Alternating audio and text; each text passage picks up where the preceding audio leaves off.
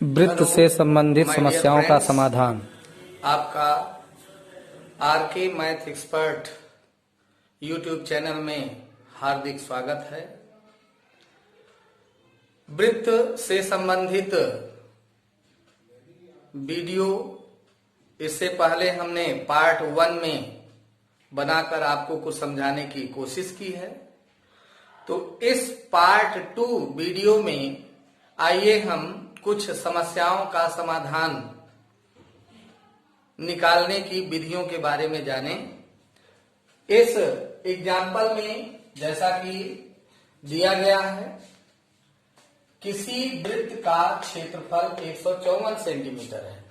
तो इस एग्जाम्पल में वृत्त का क्षेत्रफल दिया गया है और हमें ज्ञात क्या करना है, वृत्त की परिधि। इसी तरह से अन्य क्वेश्चंस भी हो सकते हैं कि क्षेत्रफल दिया हो, इस तरह से ये क्षेत्रफल मालूम है और हमें वृत्त का व्यास ज्ञात करना हो या त्रिज्या ज्ञात करनी हो या परिधि ज्ञात करनी हो, तो इन सभी प्रश्नों को इसी सिस्टम से सॉल्व करेंगे जैसा कि हम बता रहे हैं।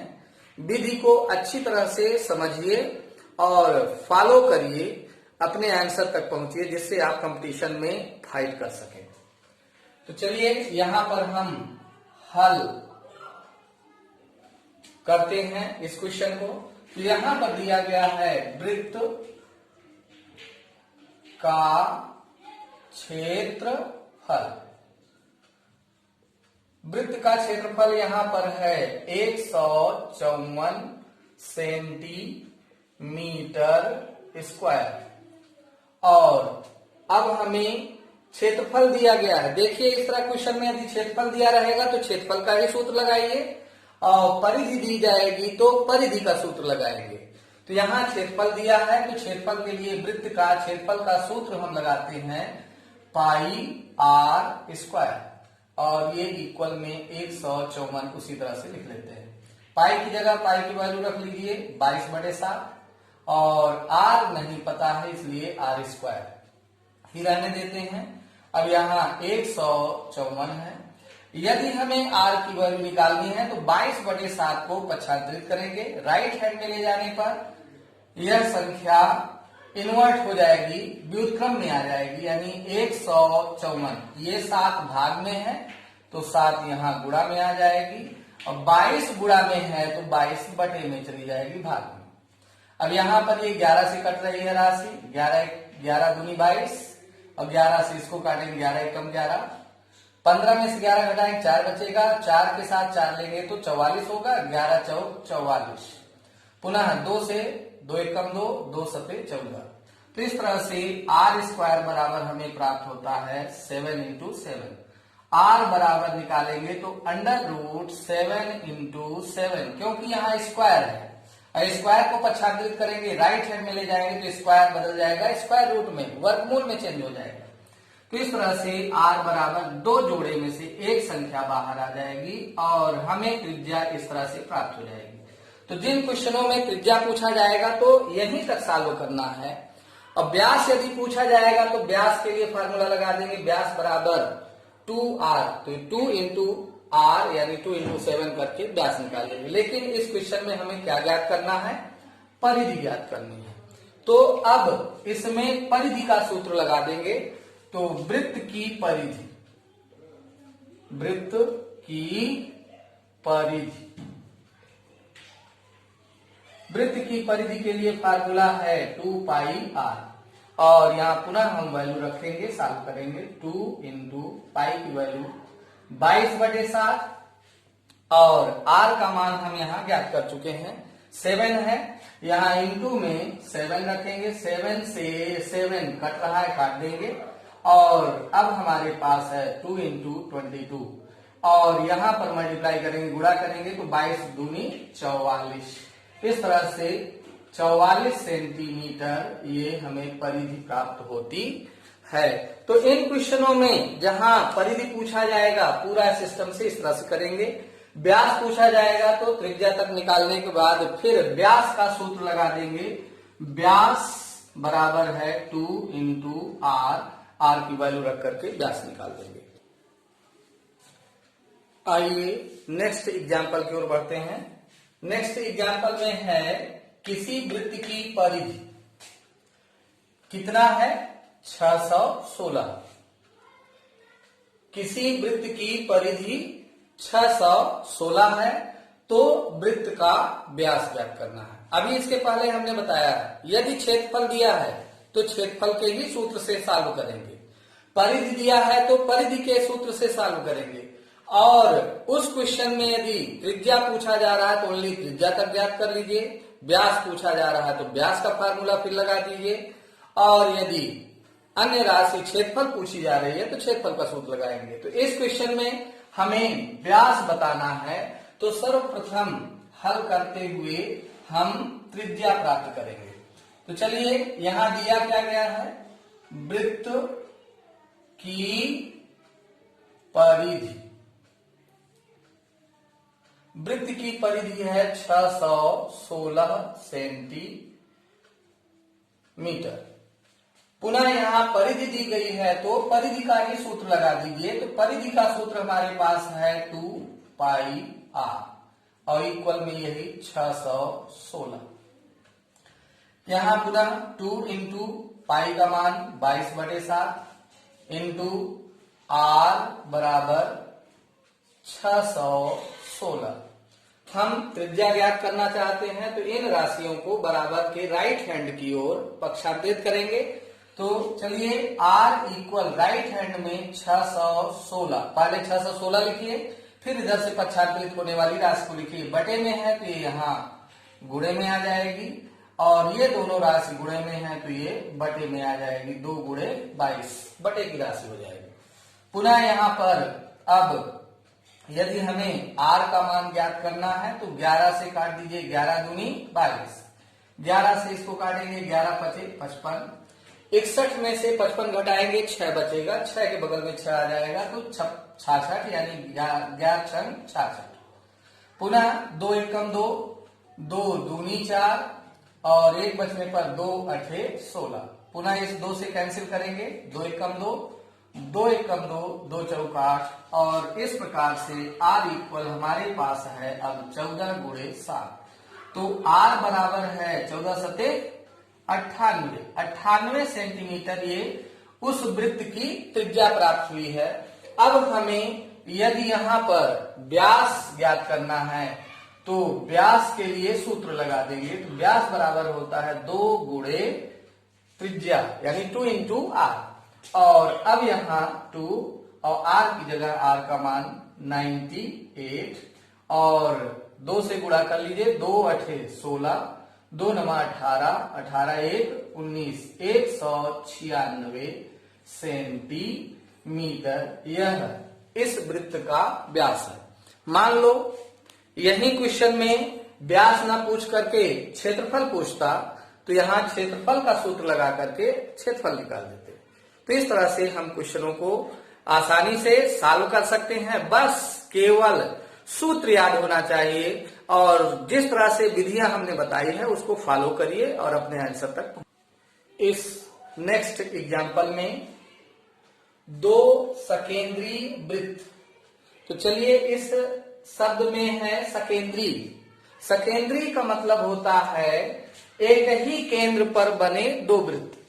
अब जिनकी त्रिज्याएं क्रमशः 10 सेंटीमीटर 8 सेंटीमीटर है, यदि इस तरह से एक वृत्त और एक वृत्त ये हो गया जिनका केंद्र एक ही है, सकेंद्री, तो पहले वृत्त की त्रिज्या यहां पर है 10 सेंटीमीटर और दूसरे वृत्त की त्रिज्या है 8 सेंटीमीटर। तो इस तरह से वलय का क्षेत्रफल, वलय क्या है, रिंग, यानी इन वृत्तों के द्वारा जो ये रिंग बन रही है, इस रिंग दोनों वृत्तों के बीच में ये जो स्थान है, ये इस वलय का क्षेत्रफल हमको ज्ञात करना है इसका। तो इस वलय का क्षेत्रफल किस प्रकार से ज्ञात करेंगे, तो यहां पर हल जो दिया गया है पहले उसको लिख लो। त्रिज्याएं दी गई हैं, बड़े वाले वृत्त की त्रिज्या दी गई है, छोटे वाले वृत्त की दोनों की त्रिज्या दी गई है। तो यहां पर पहले वृत्त की त्रिज्या R1 है 10 सेंटीमीटर। इसी तरह से दूसरे वृत्त की त्रिज्या R2 है 8 सेंटीमीटर। देखिए यहां एक बड़ा वृत्त है और एक छोटा वृत्त है। तो इस तरह से यहां पर यदि वलय का क्षेत्रफल निकालना है तो वलय के लिए सूत्र, वलय का क्षेत्रफल का सूत्र बड़े वाले वृत्त के क्षेत्रफल में से छोटे वाले वृत्त के क्षेत्रफल को घटा देंगे तो हमारा वलय का क्षेत्रफल आ जाएगा। तो इस तरह से वलय का क्षेत्रफल हमने क्या बताया, बड़े वाले वृत्त का क्षेत्रफल माइनस छोटे वाले वृत्त का क्षेत्रफल। इस तरह से हम यदि कॉमन सूत्र इसका यूज करना चाहेंगे तो ये हो जाएगा पाई और R1 का स्क्वायर माइनस R2 का स्क्वायर। इस सूत्र से हम सॉल्व कर सकते हैं। तो आइए यहां पर हम मान रखते हैं, पाई का मान 22/7 और R1 हमारे पास है 10 का स्क्वायर माइनस R2 है 8 का स्क्वायर। अब यहां पर 22/7 गुणे, यहां ब्रैकेट के अंदर है 10 का स्क्वायर यानी 100 हो जाएगा, 8 का स्क्वायर यानी 64 हो जाएगा। और इस तरह से 22/7 गुणे, यहाँ 100 में से 64 माइनस करेंगे, 100 में से 64 माइनस करेंगे, आएगा 36। अब इसी को सॉल्व कर देंगे तो हमारा आंसर आ जाएगा। तो यहाँ पर 7 से तो कोई राशि ऊपर अंश में कट नहीं रही, सीधे अंश का अंश में गुणा करेंगे।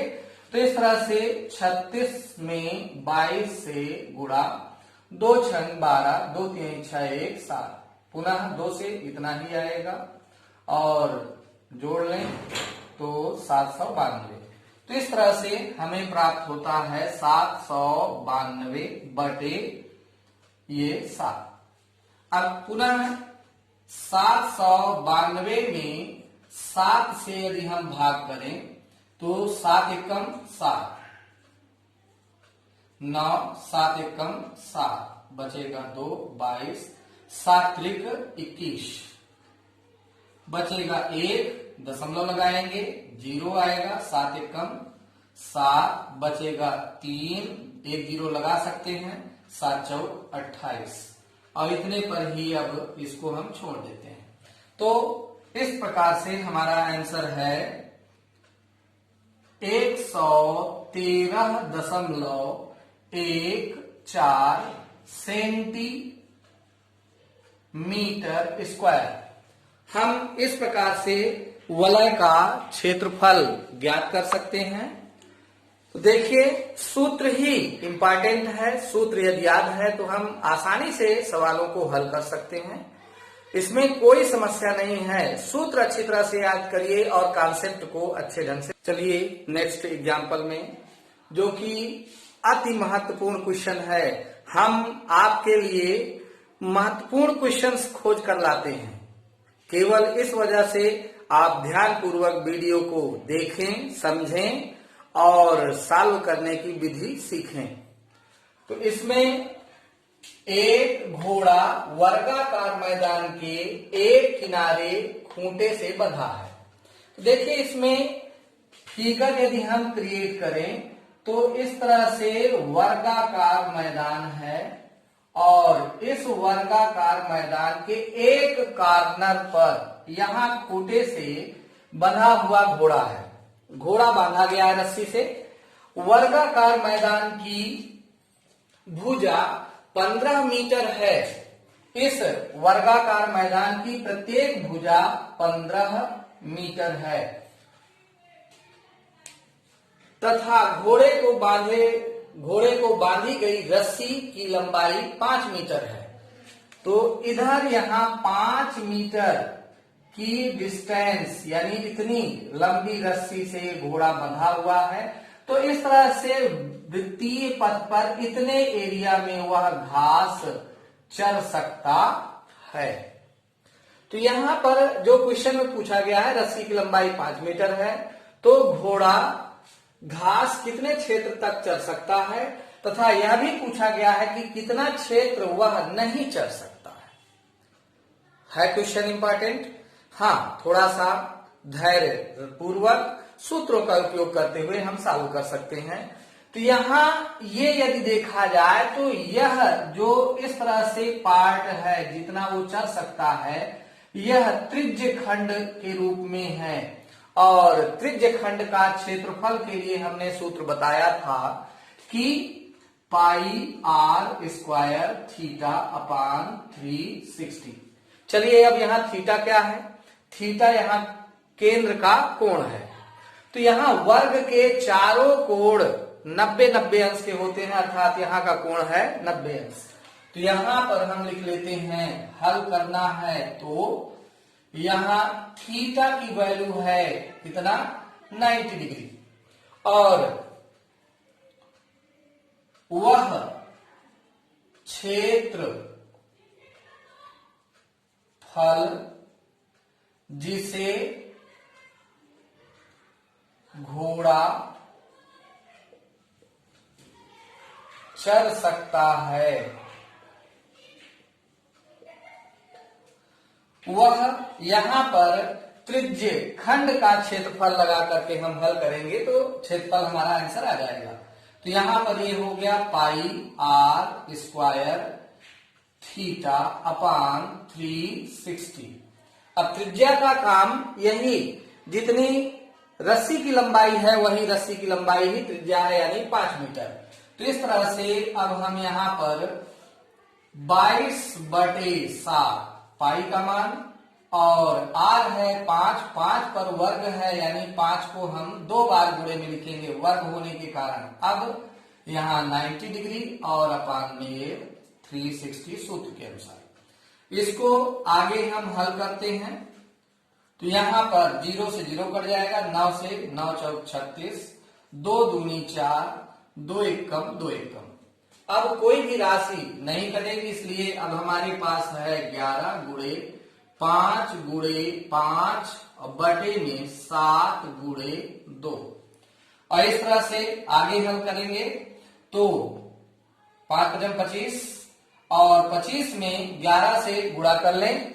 इस तरह से 25 और ये 11 ऊपर नीचे इस तरह से गुणा, 11×5 = 55 और 11 दूनी 22, 22×5 = 27।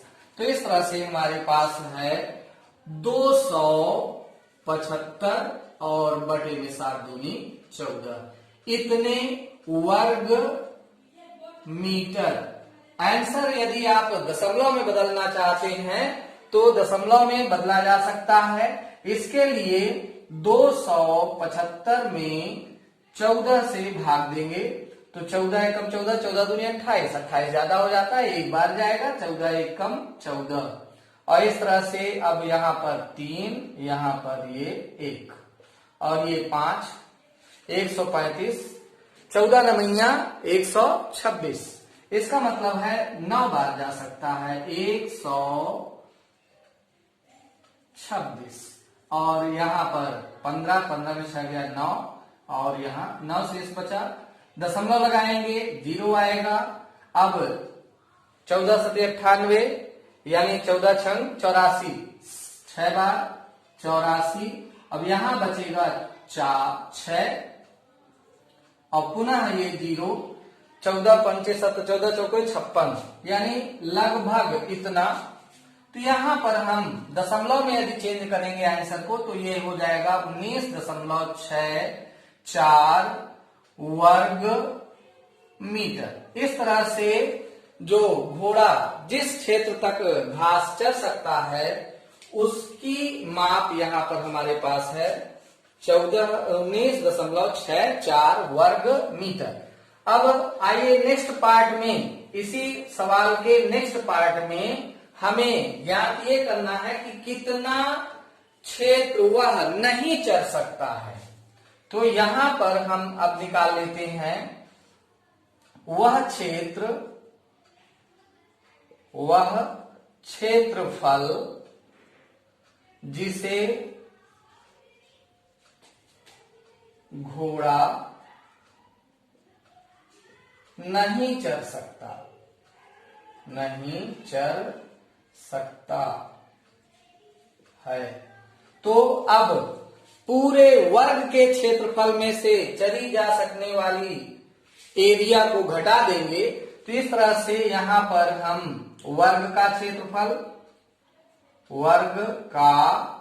क्षेत्रफल minus pi r square theta upon 360, इसी से हल कर देंगे तो आंसर आ जाएगा। वर्ग के क्षेत्रफल के लिए भुजा का स्क्वायर, वर्ग का क्षेत्रफल होता है भुजा का स्क्वायर, और इसको हमने यहां ये सॉल्व किया है तो ये हमारे पास है 275/14। पुनः यहां पर भुजा का मान यदि हम रखें तो यहां भुजा है कितनी, देखिए 15 मीटर है, तो 15 मीटर यानी 15 गुणे 15। भुजा स्क्वायर, यहाँ स्क्वायर लगा हुआ है, स्क्वायर का मतलब है कि 2 बार 15 गुणे 15, और माइनस यहाँ 275/14।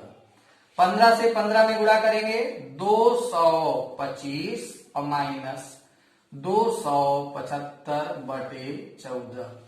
इस तरह से एलसीएम लेंगे, एलसीएम आएगा 14 और यहां बटे में 1 से भाग देंगे 14 में, 14 बार जाएगा, और 14 से ऊपर गुणा करेंगे 14 पंचे 70, 7 हासिल, 14 दूनी 28, 28 7 35, 3 हासिल, 14 दूनी 28, 28 3 31, माइनस 275।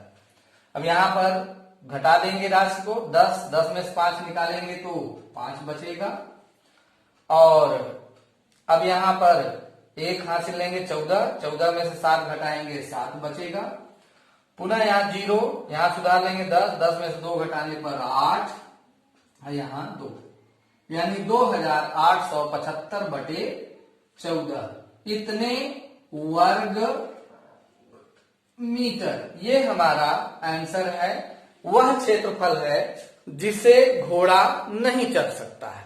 तो इस तरह के क्वेश्चंस जो भी होंगे, सूत्र लगेंगे, थोड़ा सा अपना ध्यान एकाग्र करके सूत्रों के अनुसार हल करना है। वीडियो आपको अच्छी लगे तो अनुरोध है वीडियो को लाइक करें, शेयर करें, कमेंट्स भी करें तथा सब्सक्राइब भी करावें। अधिक से अधिक लोगों तक सब्सक्राइब कराने के लिए शेयर करें, और जो आपके पहचान में हैं उनसे शेयर करावें, जिससे हमारा भी मनोबल बढ़े और आपको इस तरह से इंपॉर्टेंट वीडियो मिले।